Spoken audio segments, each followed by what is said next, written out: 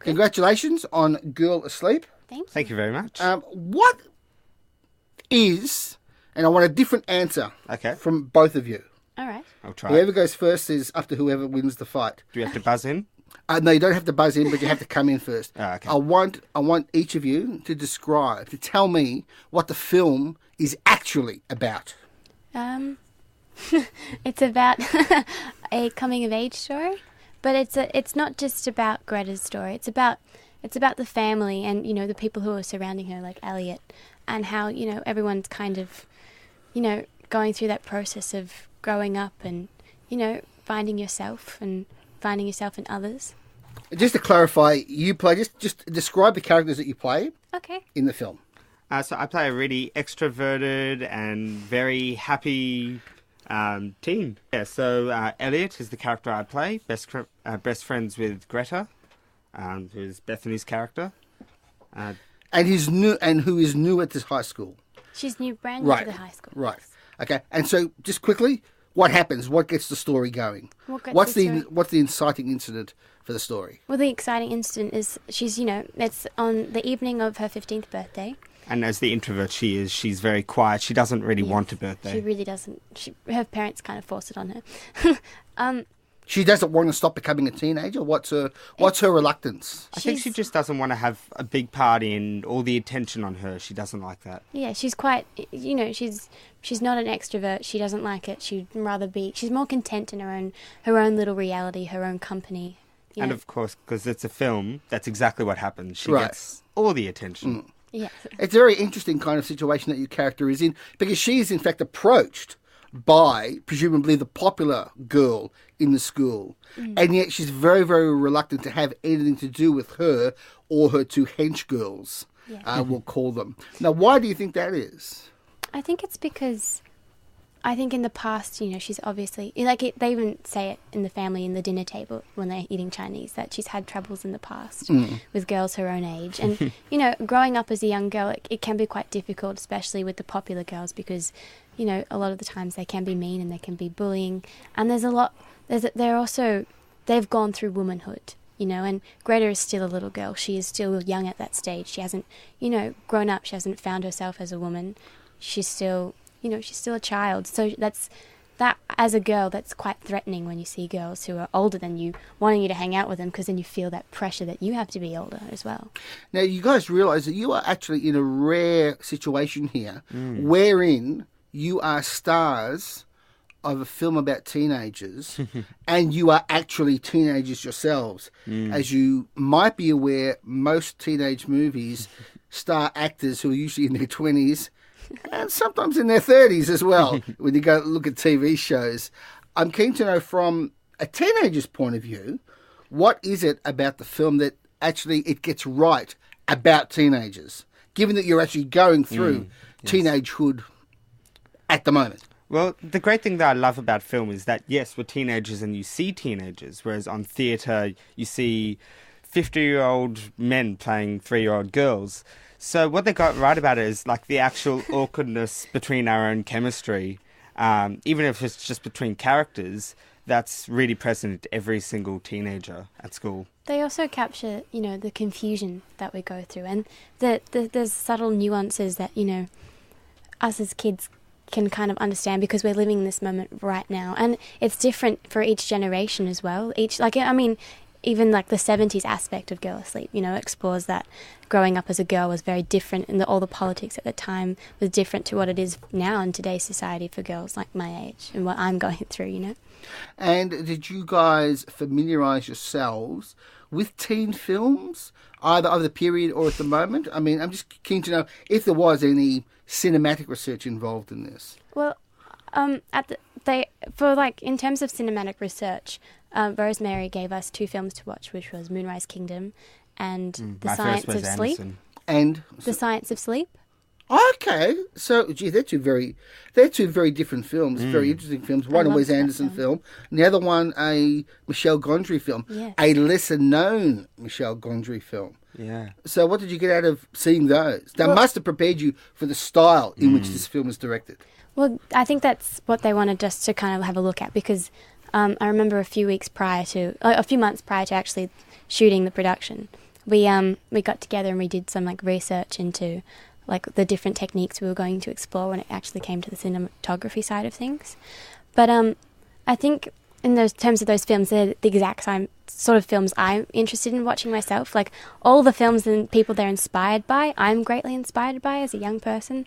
Like I love Wes Anderson, I love David Lynch, I love Hayao Miyazaki, My Neighbor Totoro, those sort of films.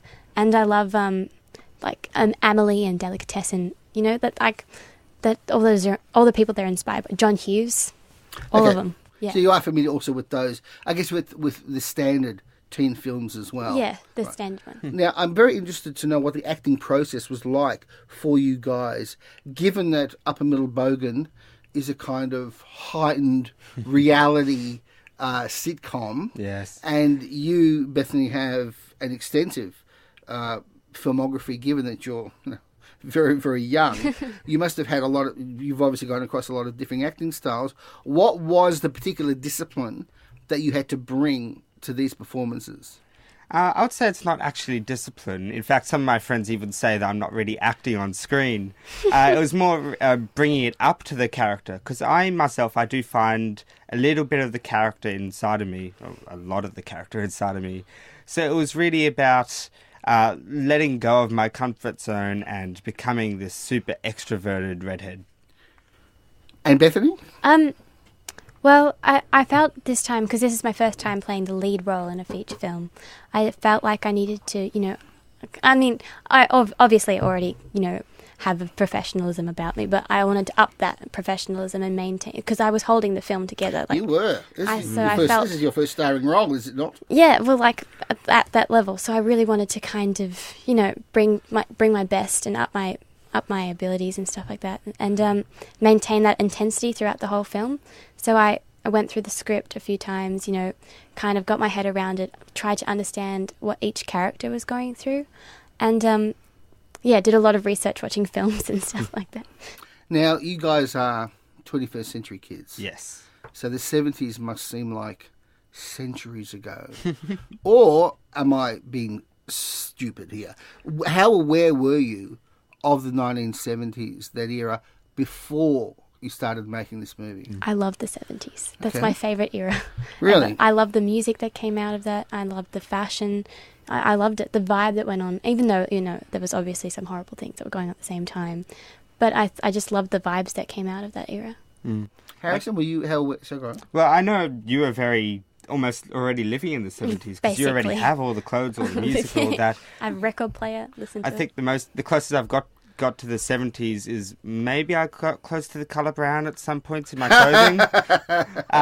But very first 21st century person. So the closest really getting into the 70s was on stage. Well, not on stage, on set. Okay. So you were the one basically who actually learned the most about Yes. 70s style and so on. That's very interesting. It's interesting to get the point of view of you guys about what the allure of the 70s were. I was going to just suggest something quickly to you, but first I just wanted to get from you, what do you think it is, Bethany, about the 70s that a young person like you, with all these doodads, you've got all this information in front of you, you've got internet, you've got digital devices, you've got iPad, iPhone, this, you've got all this information pumped into you. You pretty much are the most pampered generation in history in terms of marketing and all the rest of it.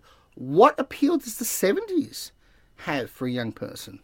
I think it was just an interesting time, and I think it's also the fact that I love op shopping. It's always been my thing that I've loved. I love all the old devices, and I think there's something quite magical and whimsical about how they worked. And these days it's just all our technology is so fast, and everything's so clear. But I like the imperfections in the old sort of, do you know what I mean? Yeah, I like the analog. You like the analog style of things. I think that's quite nice, and there's something quite beautiful in that. And also it's a time of good connections, people like connected with other people, and you played board games and stuff. Whereas these days you don't play board games, and I miss that. Well, you do, but you do them on a computer with some guy in India. Yeah, that's right. What are your movie reference points? What movies mean the most to you? And please don't tell me something that you think I want to hear, because I'm completely open-minded. I'm very interested to know. I think that would have to be Indiana Jones, my first one, my favourite film. One of them being quite literally the Indiana Jones, played by Harrison Ford. So that links. But also I love all the discovery and all the places that he goes to and all those sorts of things. So it doesn't directly relate to my everyday life, but it is the film that I can let myself into. Okay. Bethany, what film reference points are important to you? Well, I love film. I love cinema. I'm a bit of a film junkie. You know, I watch a lot of films. Good. I gave myself, Harrison knows this, I gave myself a challenge to watch the top 250 films of all time on IMDb. Oh, that's interesting. And how are you going? I'm maybe 200 now. Okay. It's been 3 years in the making. So what are the ones that are standing out? What are the ones that for you will be reference points for a long time? Sharknado. Oh, God, no. I really like Requiem for a Dream. Oh, wow. Okay. The performance in that were really cool. Yeah. Can I say 5? Is that okay? Yeah, of course you can. This is not an exam. Okay. I love Requiem for a Dream. Leon the Professional. I remember last year my teacher showed me Metropolis. I really liked that with the 80s soundtrack. The Fritz Lang, yes. And the history behind the making of it. It was very interesting. And the influence that film has had. Yeah. Blade Runner and was so on. The first film with a mad scientist. Yes. And I love Delicatessen. I love the way they use beat in that film. I thought that was really clever. And, of course, I love Love Actually. Fantastic. That's a very eclectic range of films. And Donnie Darko as well. And okay, terrific. Yeah. This might be a tough question, we're now talking beyond film now, but I am keen to know, as you guys are 21st century kids, you are post 9/11 children. Yes. Basically, post 9/11 people. I'd like to just get your impressions, your thoughts about the world, about your perception of the world. What are the big threats in the world? What are the things that make you scared? Do you feel safe? Do you feel stable? Just give me, just off the top of your head, what your impressions of the world in which you're growing up in. Well, you're right, this is a tough one. But absolutely right. The world there's always been things happening, whether there are times that have peaked or lowered, there's always something happening. I always feel safe in this country where I am. I'm happy to feel safe, but there are definitely places around the world that there are big issues that need to somehow be solved. A big issue that I find, which is, compared to others, not very big, but in terms of the actual film industry, I know it's a completely different topic, but, you know, we're getting all these sequels and everything, so I don't know. It's a bit bad, but the first thing that comes to my head when somebody says, what issues are there in the world, I go, oh, sequels, that's a big thing. But you're talking about like lack of originality. Yes, all of that. Yeah, it absolutely is an issue. Sequels, prequels, reboots, remakes, book adaptations. Sorry? Book adaptations. Absolutely. Which are fine, but a lot of them. But always drawing on something else. The interesting thing about films like Girl Asleep and independent cinema is that for people who see a lot of movies, including all the garbage, which they have to see, independent cinema is usually where the freshness is and where the interesting stuff is, which is where Girl Asleep actually shines. Yes. In terms of at least offering something that's different and offering talent too that most people might not have seen before. Oh, yes. Who are wonderful. Bethany, your views on the world, if that's not a big enough question for you. If I can think of a bigger one. Well, the world is constantly changing, and I guess that's kind of scary. I think the scariest thing is that, you know, I feel like maybe it's changing too fast for us, or we're making it change too fast, where, you know, our advances in technology are just booming and we're soaring, and, you know, I find that a bit scary. I mean, it's like, well, Back to the Future, for example, you know, they predicted that we'd have hoverboards, and we basically do. Well, and kind of. Hoverboards on wheels, yes. Yeah, hoverboards on wheels. But I think that it's a scary concept. You know, I don't know. I guess you could say I'm a bit old school. I don't really I like technology, but I like human connection, and I'm scared that when we're older, human connection won't be something that's cherished as well as it should be. How is your career as a stop motion animator going? As a stop motion animator. Yes, I saw your YouTube clip. My YouTube. Oh, That's you, isn't it? which one? I'm sorry. Mary Max? Oh, my dinosaur. Yes, Oh. that is you. Yeah. Yeah. No, that's so funny. I didn't think anyone would watch that. Honey, it's on the internet. No, that's so sweet. Well, that was a media project. Yes. And I really like filmmaking, and I'd like to become a director or a writer one day. Mm-hmm. That's probably where my interest in film and being a film junkie comes through. Right. But no, I'm trying to trial new things, and I thought that was fun. I liked that. Well, it was fun. And, mate, what's your filmmaking future? Oh, I'm so glad you have found my YouTube channel. I haven't finished looking. Oh, Couldn't find it. okay. Do you have a YouTube channel also? No. Okay.